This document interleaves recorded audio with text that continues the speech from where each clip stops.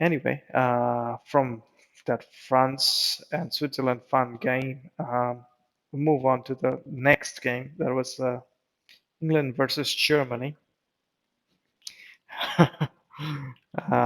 Germany have done fairly well against Portugal, done very poorly against France. I thought they were in patches good, in patches bad against Hungary. Um, and yeah, yesterday's game against England in Wembley, I thought there's almost like a dullness on that German team, like how they move the ball, how they move around.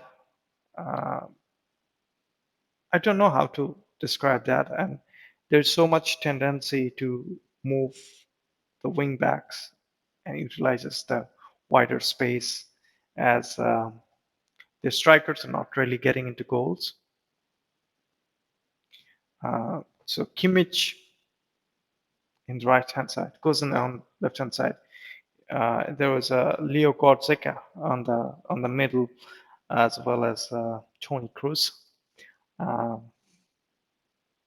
Thomas Muller and Kai Havertz was the floating two, just behind Warner. And yeah, so what went wrong with Germany? Well, the thing is that like what I was noticing since the first half, like I'm a huge fan of Calvin Phillips, Mhm. how he moves around the like the whole pitch, and Yeah, I he was really thought sort he of was a very impressive with yeah, and their partnership with his partnership with Declan Rice Declan Rice, yeah, was very good. and yeah, it was, and in the first half when they were like dominating in space, he wasn't actually like there, but he was kind of like a beaver, like um, picking up branches and to make bridges, like in the small river and to attack. Yeah, And sometimes like we saw him like pressing the center backs, and sometimes we don't. Even like when he was like pressing those center backs, he actually made sure that someone is in the back, like a Rice or someone else is in the back. So like that space is kind of like he was dominating the whole space. Even he wasn't in the ball. He was just there actually like uh, how can I say an extra resource at the time. And sometimes he was like shifted into when there were some moments like Starling moving too far wide, and uh, Harry Kane drop in, Stropin. and he Yeah, was yeah, he was actually in the attacking midfield position, and yeah, he was he was attacking from the back. Yeah, yeah. The thing is that like German team has players like this, like Toni Kroos, like Goretzka, like Kimmich, but they weren't in the position to trump this player. Like, and when you get these center backs, like what happened in Champions League final with Kante, like nobody was like checking up on him. Like these days, like since 2000, I would say like 2009, the concept of defensive midfielders has been changed. It's not like destroying the player or taking the ball or something, like making like the passes to the wingers or something like this. It's nowadays it's more like how can I say, gaining the spaces or stuff like this, so that like your opponent, and he was like one of the modern like player, I would say. yeah. And like the German team has like intelligent player like Kimmich. He was and putting him Well, inside, I would say I like would say a lot of intelligent players, not just Kimmich, but yeah, Kimmich is definitely one of them. Uh, I always respect the football brain of Thomas Muller. Um, Also Tony Cruz, very intelligent player. Um, Leo Goretzka. And I was actually surprised when Thomas Muller was taking the free kick. I couldn't actually remember when is the last time he was taking free Yeah, kicks for should be Bayern Munich. Cruz, to be honest. It Um, should be Cruz actually. Like he was actually like the one who got the goal in the second match in the World Cup last year Sweden, in last 2019 ditch. Yeah, against Sweden. Yeah. yeah, So yeah, like it should be always Tony Cruz, or probably if it's some sort of long range, they would go with Kimmich because he was making assist for Lewandowski this season a lot, yeah. and even he's set up for quite a few times for Thomas Muller, but So yeah, to it me, wasn't I actually thought unexpected. German Unexpected. team. Like I mean, they lose these small battles, yes, you were texting about like Starling like yeah, Sterling. went toe Uh, to toe with the players, and exactly. Even the good thing about Sterling, even if he's not having a very good game, he would not hide. He'd go there. He'd try to take on players. And I don't see any German attacking players actually want to take on players.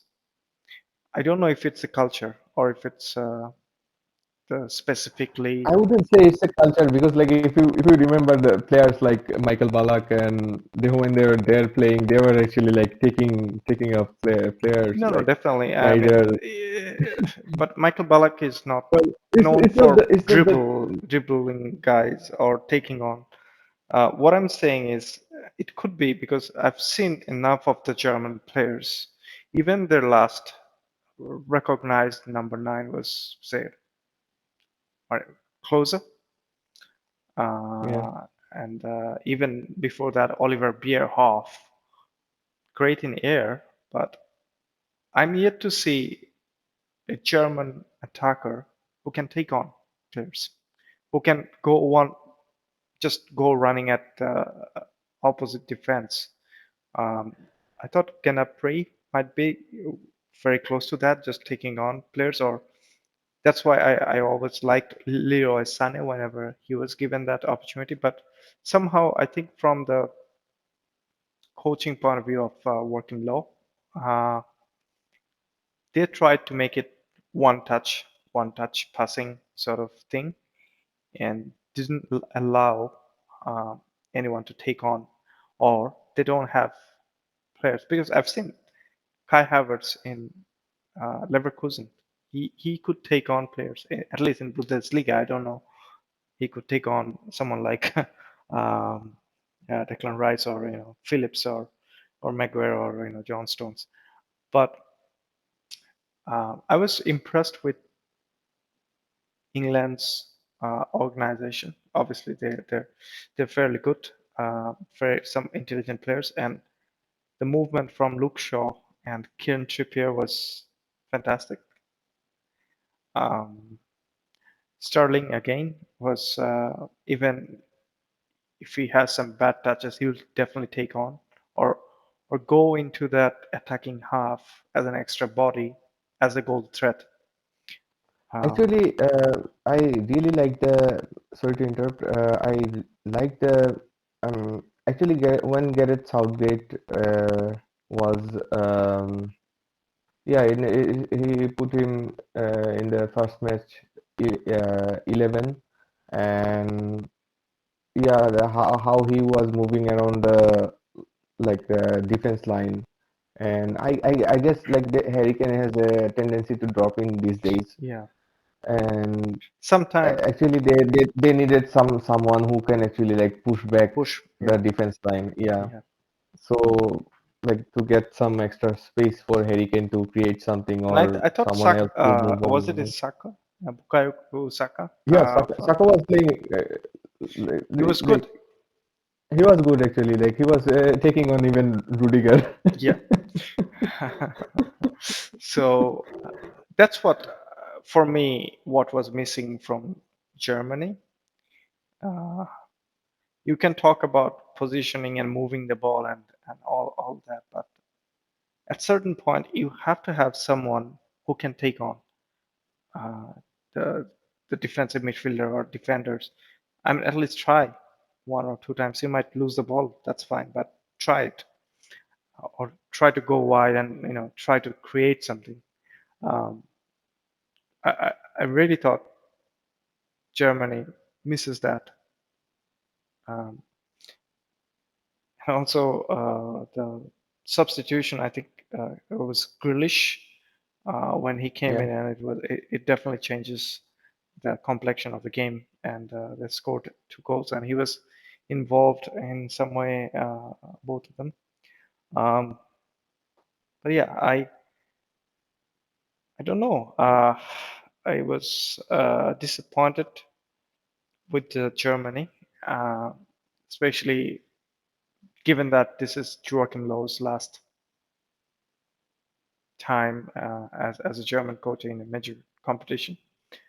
Um, Looked promising in few moments, not really in the end product. He tried to bring back Thomas Muller, and normally very dependable person to finish any chances, but he missed it too. Almost reminded me of Gonzalo Higuain miss of 2014 Yeah. World Cup. Uh,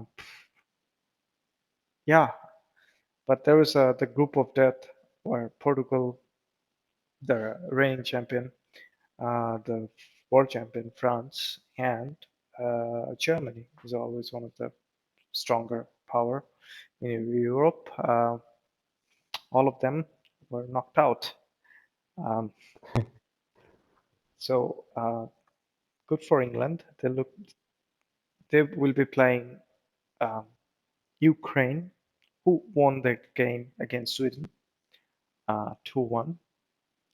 Uh, so whoever wins that game will be playing with the winners of Czech Republic and Denmark, which seems to be very fairly easier route towards towards the final. While Italy, Belgium, Spain, and teams like that battles on the other half. Um, And so also like there's a little semifinal bit and of final would criticism. be Sorry, go ahead. also like semifinal and final would be in Wembley Stadium, Okay, so so there's they a would very have good some chance sort of of yeah. coming home. Yeah. Home, yeah, he's coming home. But apart from aside from this thing, I would add something else like the thing is that like have Germans has the most of the positions, and the thing is that England wasn't even care about position or anything. They kind of like knew that like it would happen, Yeah. and the most interesting thing is the there were some attacks from England side. They could actually like make quick, counter attacks. Like after the first goal, there were some like a lot of space ahead in front of Sterling, and they could actually like make those runs and try it on like try to create something.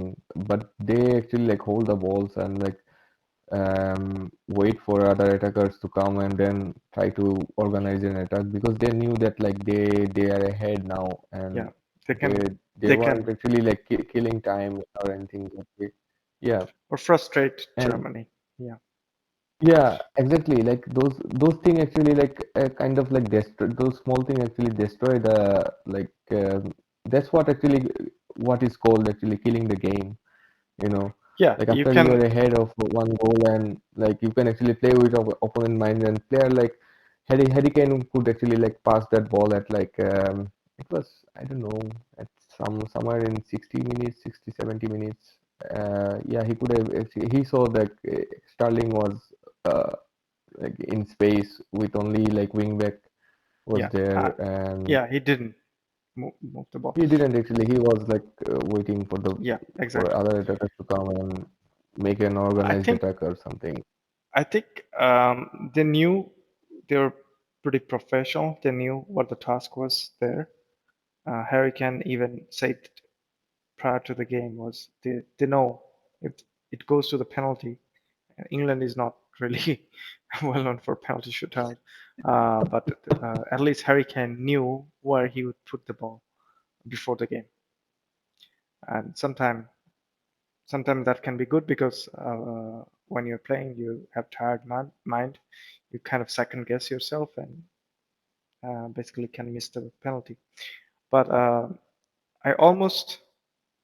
um, almost kind of was thinking that yeah, there is some criticism that I was going to say about England team that they don't really go and kill the ball or kill the game by scoring another, which a prime Germany team would do in 2014. If they're leading 3-0, if there is a chance, they would go and score 4 or 5. Um, but this England team was fairly certain what to do until minute 60, 65. And after that, there's that switch from Southgate of Grealish. Once he comes in, there's a little bit of different kind of attack. The Luke Shaw's diagonal ball um, was constant towards that other flank. And I thought Trippier, he doesn't get enough praise, especially in British media. He was very good um, on both sides to neutralize both German wing back. Also, also Kyle Walker's run against like Yes, Havertz or Werner. I was It was surprised to see Kyle Walker improved his defensive. He's not really known for defensive skill. He's more of someone who he can I be a guess very good last year, defender, but yeah, he's really someone who goes to the other half of the box and create for his teammates, right? I So guess Southgate actually played him in the center back because of the pacey forwards from Germany. Like Werner and Havertz both has like space and yes, like pace, and they actually like explode those. Like especially Werner, he likes those spaces behind the center backs. And yeah, actually, like he wasn't. Kyle Walker actually was the one who reached the ball first, and there were also like on the other hand, there were saves from Matt Hummels, like at least twice. yeah. And I think the entire backline but backline of England played really well. The but middle block there was weren't actually like much effort from like um, there were some gaps between like Ginter and Kimmich. So, like actually, you can notice that the crosses actually like came yeah from on that the side. yeah. Yeah. Um, yeah. Moving on. The last game was Ukraine versus. Um, before I move it to the Ukraine and Sweden game, but whenever I saw any kind of competitive game of Germany and England, I always saw Germany winning. So this was strange. Well, Gary Lineker is probably wrong now. Yeah. No, Not it's every time football is not the game anymore. yeah. So yeah.